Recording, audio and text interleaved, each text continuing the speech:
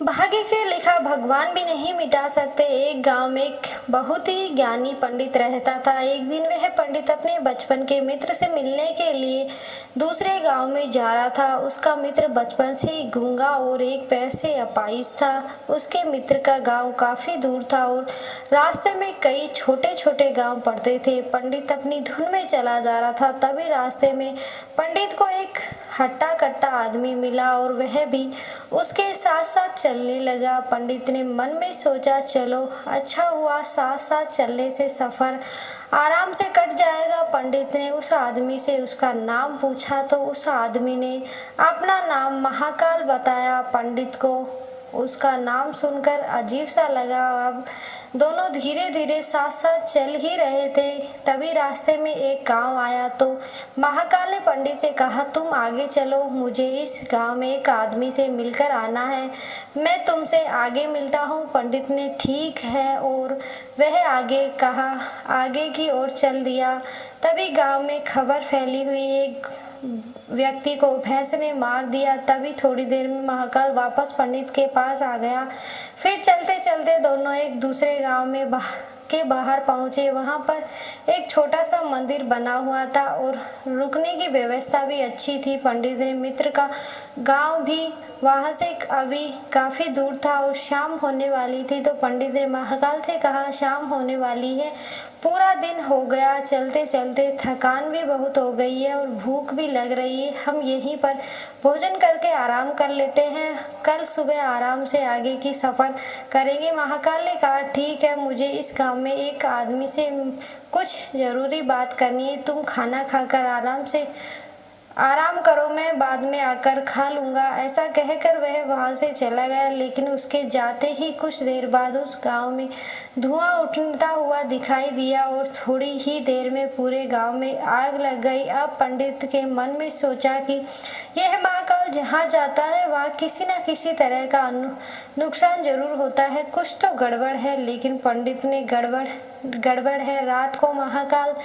से इसके बारे में कुछ नहीं कहा। सुबह दोनों ने सिर्फ सफर की शुरुआत की। थोड़ा आगे चलते एक गांव आया तो महाकाल ने फिर पंडित से कहा कि तुम आगे चलो, मैं कुछ देर में आगे मिलता हूँ, मुझे इस गांव में भी थोड़ा जरूरी काम है, मैं आप काम निपटा कर आता हूँ। यह कहकर महाकाल जाने लगा, लेकिन इस बार पंडित आगे नहीं बढ़ा बल्कि वहीं पर खड़ा होकर महाकाल को देखता रहा कि यह कहाँ जाता है और क्या करता है। तभी लोगों की आवाज़ सुनाई दी कि किसी व्यक्ति को सांप ने काट लिया और वह मर गया। ठीक उसी समय महाकाल पंडित के पास पहुंच गया, लेकिन इस बार पंडित ने महाकाल से पूछ ही लिया कि तुम जिस भी गांव में जाते हो वहां कोई ना कोई नुकसान जरूर होता है, क्या तुम मुझे बता सकते हो ऐसा क्यों हो रहा है? इस पर महाकाल ने जवाब दिया, पंडित जी, आप तो मुझे बहुत बड़े ज्ञानी लगते हो, इसलिए मैं आपको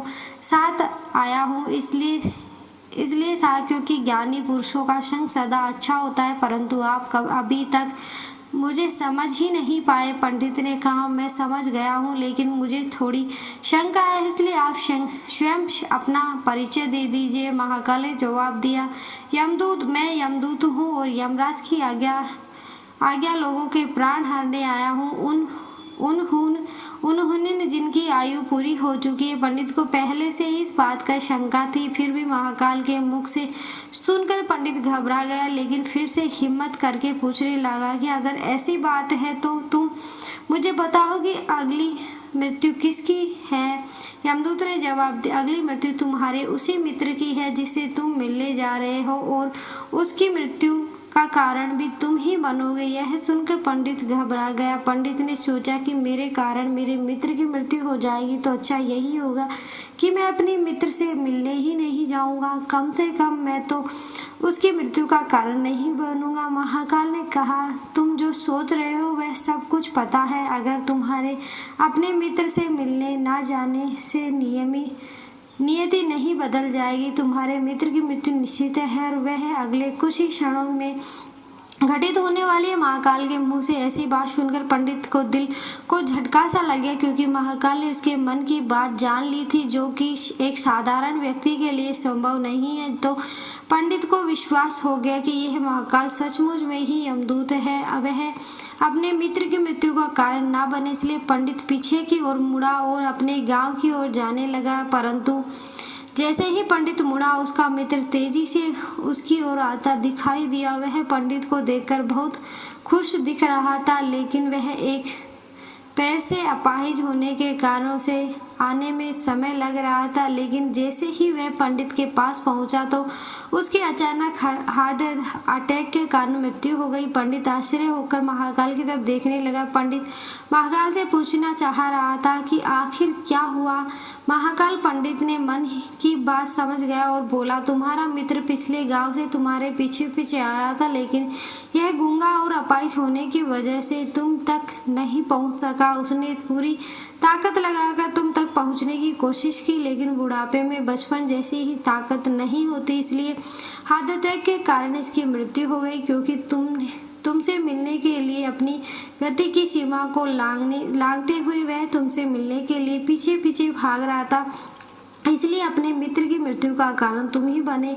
पंडित एक ज्ञानी व्यक्ति था, इसलिए वह यह भी जानता था कि मृत्यु पर किसी का बस नहीं चलता, सभी जीवों को एक ना एक दिन मरना ही है। यही सोच उसने अपने आप को संभाल लिया। लेकिन अचानक पंडित के मन में स्वयं की मृत्यु के बारे में जानने की इच्छा हुई, इसलिए उसने महाकाल से पूछा, जब मृत्यु मेरे मित्र की थी तो तुम होनी थी, क्या चल रहे थे शुरू से ही मेरे साथ? महाकाल ने जवाब दिया, मैं तो सभी के साथ चलता हूँ, लेकिन लोग मुझे पहचान नहीं पाते, क्योंकि लोगों के पास अपनी समस्याओं के अलावा किसी और व्यक्ति की वस्तु या घटना के बारे में सोचने समझने में देखने का समय ही नहीं होता। पंडित ने कहा, क्या तुम बता सकते हो कि मेरी मृत्यु कब और कैसे होगी? महाकाल ने कहा, हालांकि किसी सामान्य जीवों को यह जानना उचित नहीं है, क्योंकि कोई भी जीव अपनी मृत्यु के बारे में जानकर घबरा जाता है, लेकिन तुम ज्ञानी व्यक्ति हो, इसलिए तुमने अपने मित्र की मृत्यु को आसानी से सहन कर लिया। उसे देखकर लगता है कि तुम अपनी मृत्यु के बारे में जानकर भी दुख नहीं होगे,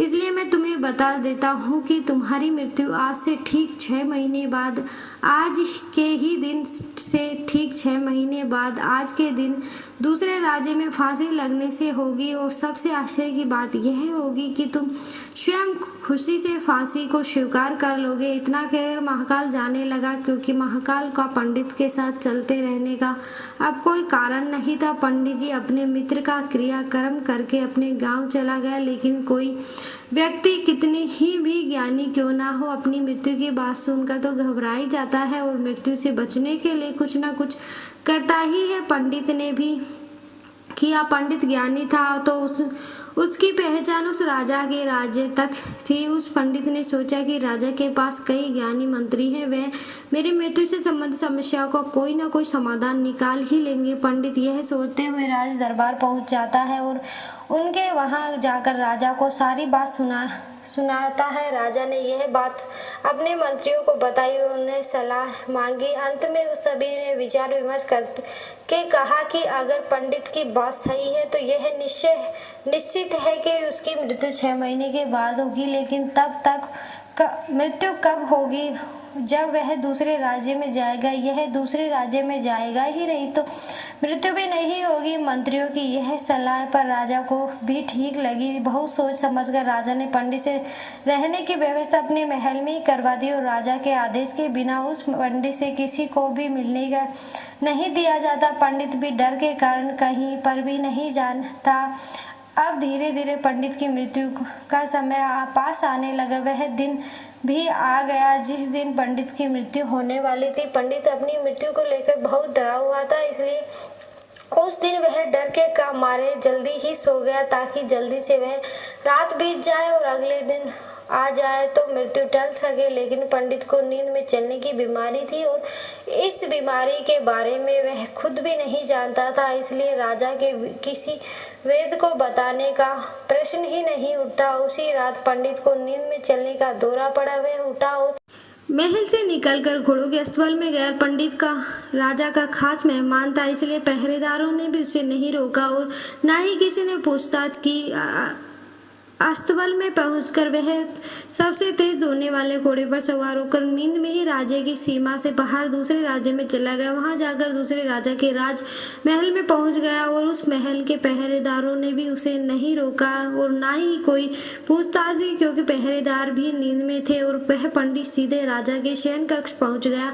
वहां राजा और रानी सो रहे थे। पंडित वहां कई तो जाकर उनके साथ सो गया। सुबह हुई तो राजा ने पंडित को रानी के बगल में सोया हुआ देखा, जिससे राजा बहुत क्रोधित हुआ और पंडित को पहरेदारों ने पकड़ लिया। अब पंडित को कुछ समझ में नहीं आ रहा था, आखिर दूसरे राज्य में और राजा के शयन कक्ष में कैसे पहुंच गया। अब राजा ने पंडित को दरबार में हाजिर होने का हुक्म दिया। कुछ देर बाद पंडित को लाया गया और पंडित को देखकर राजा ने तुरंत क्रोधित होकर पंडित को फांसी पर चढ़ाने का आदेश दे दिया। फांसी की सजा सुनकर पंडित घबरा गया। फिर भी थोड़ी हिम्मत करके राजा ने कहा कि मैं यह नहीं जानता हूँ कि मैं राज महल में कैसे पहुँचा और आपके शयन कक्ष में कैसे आया और आपके पहरेदारों ने मुझे रोका क्यों नहीं, लेकिन मैं इतना जानता हूँ कि आज मेरी मृत्यु होनी थी और वह अब सच में हो जा रही है। राजा को यह बात थोड़ी सी अटपटी लगी। राजा ने पूछा कि तुम्हें कैसे पता कि आज तुम्हारी मृत्यु होनी है,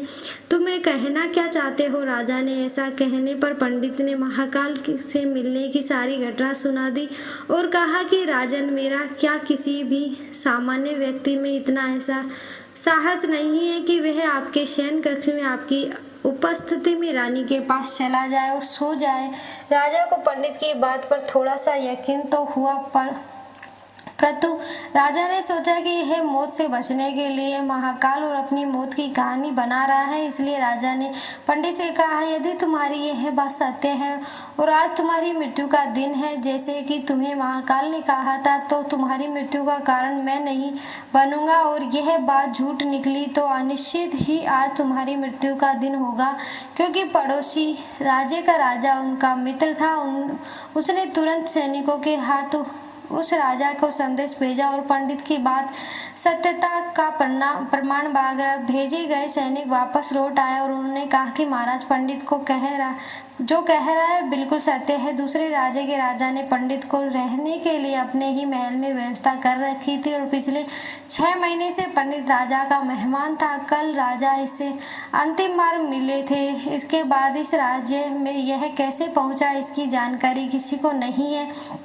इसलिए उस राज्य के राजा के अनुसार पंडित को फांसी की सजा देना ठीक नहीं है। लेकिन राजा के लिए एक नई समस्या आ गई, क्योंकि उसने बिना सोचे जाने ही पंडित को फांसी की सजा दे दी थी। इसलिए अगर फांसी नहीं दी जाए तो राजा के कथन का अपमान हो जाएगा और अगर राजा के द्वारा दी गई सजा का मान रखा जाए तो पंडित की बिना वजह ही मृत्यु हो जाएगी। राजा ने अपने मंत्रियों से इस बारे में सलाह ली। मंत्रियों ने सुझाव दिया कि महाराज, पंडित को एक कच्चे सूत से फांसी लगवाए दो, इससे आपके कथन का मान भी रह जाएगा और पंडित भी फांसी नहीं लगेगी और इसके प्राण भी बच जाएंगे। राजा को यह सुझाव अच्छा लगा। अब पंडित के लिए सूत के कच्चे धागे का फांसी का फंदा बनवाया।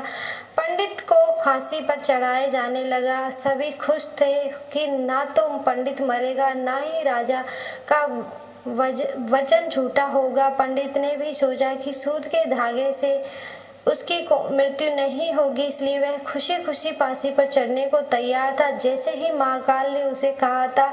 लेकिन जैसे ही पंडित को फांसी दी गई, सूत का धागा को टूट गया, लेकिन टूटने से पहले उसने अपना काम कर दिया था। पंडित के गले में की नसें सूत के धागे से कट चुकी और पंडित जमीन पर तड़पता रहा। देखते ही देखते पंडित की मौत हो गई। पंडित को मरते देख सभी आश्चर्यचकित रह गए।